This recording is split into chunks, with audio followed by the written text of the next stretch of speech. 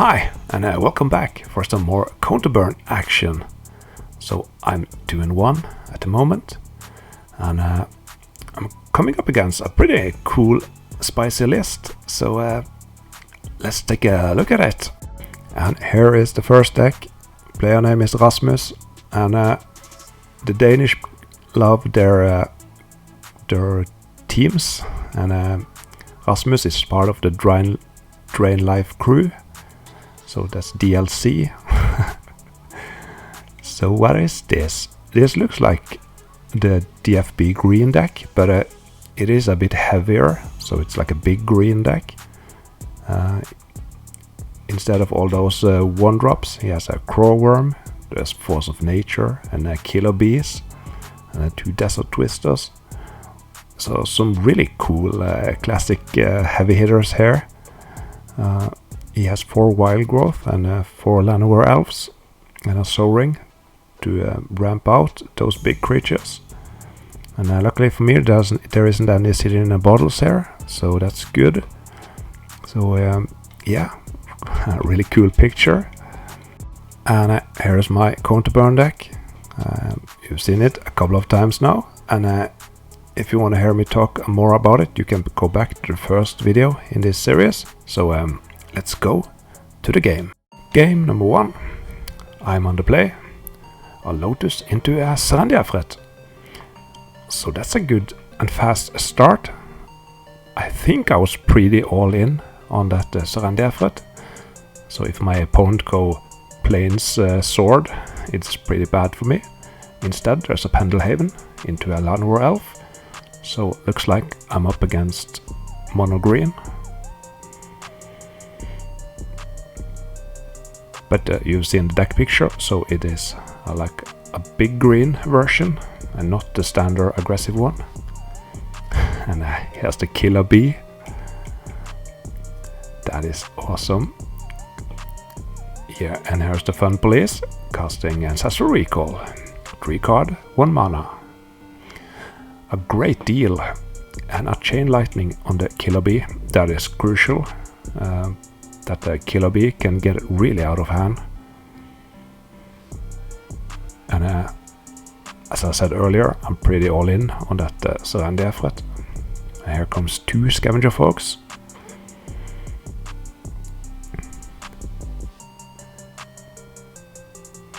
But I don't have that many artifacts, so that is okay.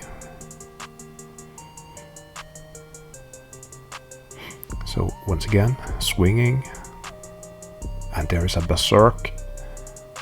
So now the Sarandiafret deals double damage and gets trample, and it dies at end of turn. So I've put him down to 8. So now so often the strategy is to deal some damage with your creatures and then finish off your opponent with the burn spells. So now I just need 8 damage.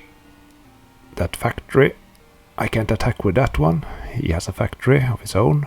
And here, yeah, I remember this. I was thinking about casting a Blood Moon, because I have that basic island, and my opponent has Pendelhaven and factories. And I just need time to draw into some more burn cards. I think I have 2 burn cards, so I need a 3rd one. So I decided to go for the Blood Moon. The Blood Moon is pretty good against this mono green decks, because they make great use of factories and Pendelhaven. So he attacks for 3, puts me down to 15.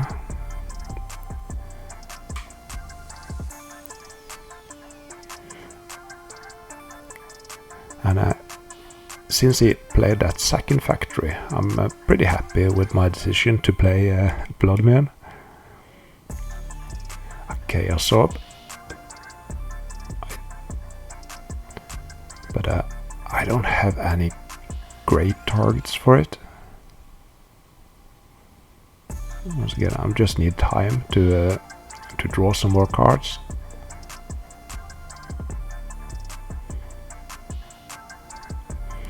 Could have taken the forest with a Wild Growth on, but he still has a Llanowar Elf.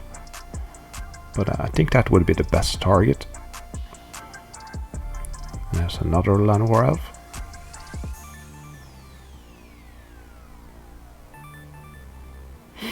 So he's holding one scavenger folk back. So that is because if I activate my Chaos Orb, he can respond with his scavenger folk and taking out the orb before it resolves. So I'm saving a couple of damage here and here at the end of the turn. Looks like I'm happy with my hand here. 4 damage at the end of turn. And my opponent is using the scavenger folk, looks like. Taking out my orb. So are there 2 bolts here? There's 1 and 2, and that's game.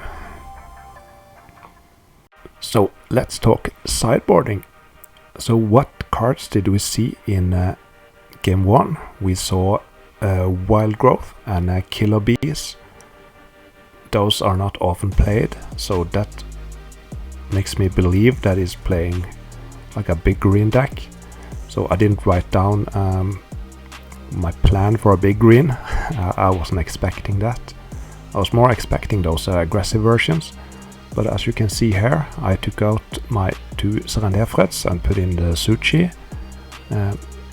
I'm expecting that he has plays with City in a Bottle. And I also took out 2 Blood Moons and took in Terror and Sonic Blast. And yeah, and if I lose the next game, I'll perhaps get some more information about what cards he's playing. So yeah, well, let's go from there. Okay, game number 2. And while we are waiting for this game to pick up, you can like this video and subscribe. I have a turn 1 library and a flying man and a bunch of lands, so I'm pretty all in on this library here. And that of course is risky against this kind of decks, because they're playing Ice Storm and they have City in a Bottle, and they can overwhelm you with an aggressive start. So a lot of things can go wrong, and it did. That's a turn 2 Ice Storm. I at least got to draw 1 card. And there's my flying man.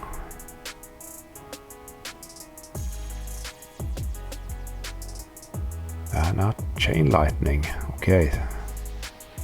And 5 lands in my hand. So that's not good at all.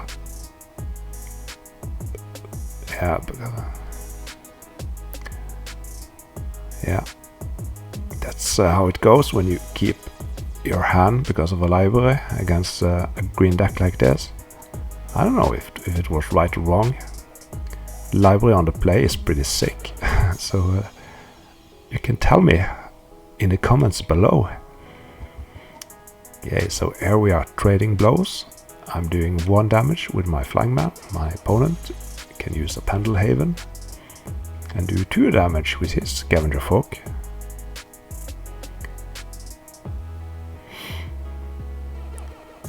And I bolt it and I cast a Suchi.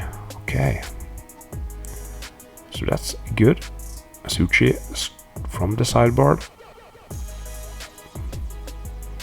My opponents may have removed the crumbles, and yeah, oh, and that's get a fist bump. A beautiful beta crowworm. So cool to see, but let's kill it. Attacks for 5. My opponent is down to 12. He's casting a regrowth. Picking up a crowworm.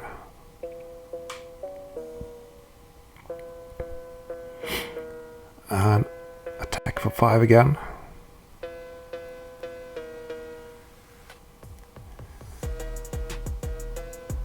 And is it a crowworm time? A Scavenger Folk. So if it doesn't block here, he goes down to 2 life and is within bolt range.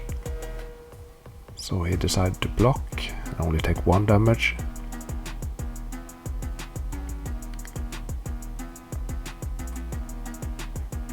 And not Crowworm. I wonder if he have forgotten about that wild growth.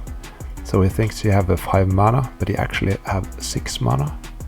So that's really unfortunate. And there's a berserk on the Suchi.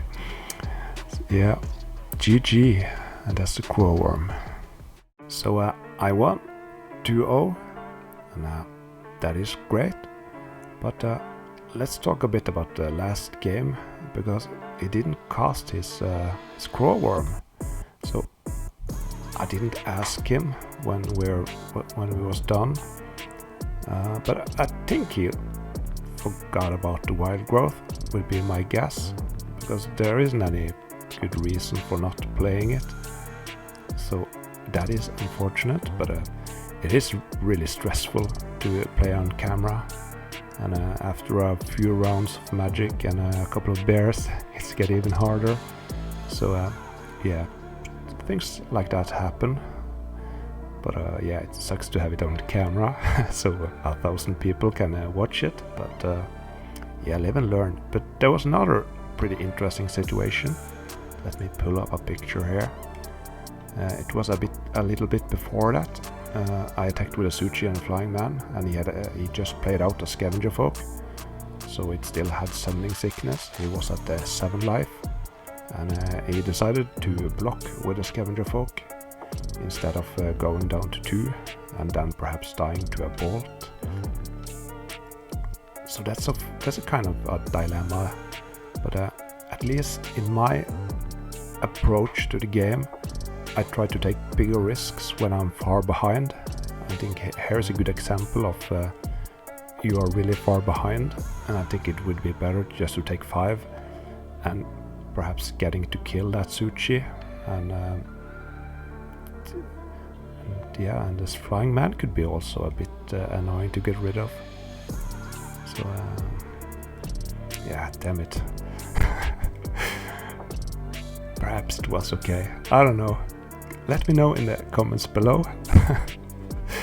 I'm not gonna edit this, whatever. Alright, that was it for me today. Thank you for watching. You should like and subscribe and all that, and I'll see you in the next round. Goodbye.